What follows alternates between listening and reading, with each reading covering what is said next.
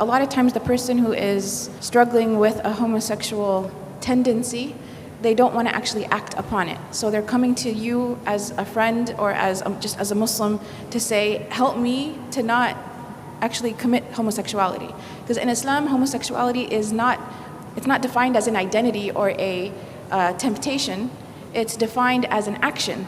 So legally, in the law, it's an action. So if the person hasn't done the action, even if they have that desire, they're not, technically under Islamic law, they're not a homosexual. I mean, they're not doing the homosexual act.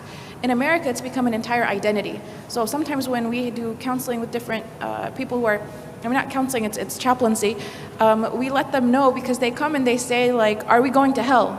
You know, because we have this desire. No, the desire itself does not identify you in a particular way as, under the Sharia. It's acting upon it. And also, subhanAllah, when they don't get the right kind of support in trying to remain chaste as a Muslim who has this desire, if they don't get the right kind of support from Muslims, they will go to the homosexual movement in America to try to find some kind of support. And that's very different, because that's a movement that has a particular agenda that's seeking certain political gains. And so it's very important that the Muslim community gives them the spiritual support they need to remain chaste as a believer and not participate in the action. So, and it's also to keep the confidentiality of the fact that they've come to you saying, I have this desire, but I don't want to act upon it. Or sometimes they may say, I acted upon it in the past, but I never want to do it again. And something that's recurring, unfortunately, is that they are, this experience is so difficult for them that they will have suicidal ideation.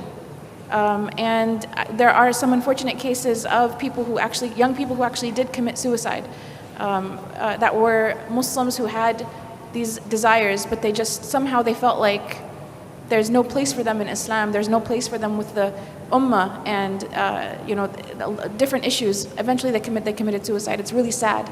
And the people around them, actually, for a particular case, the person who committed suicide, some Muslims treated that person's death in a very ignoble manner, to the extent that other Muslims actually left Islam. Other Muslims left Islam because of the mistreatment of a Muslim who had a homosexual desire, right? Who committed suicide. And I just want to paint this picture just so that we know that as much as we say this is a red line and this is an action that we do not accept as Muslims and as believers, there's also a very true reality to the spiritual journey that every person has. Whether they have a homosexual desire, or it's a heterosexual desire. If the person is saying, I want to remain faithful to my deen, I need support, then we need to find a way to support them without ostracizing them and keeping the confidentiality of their particular struggle. And if someone comes and they can't find a way to remain faithfully Muslim and have this desire because you somehow shun them, then you basically help the shaitan against your brother.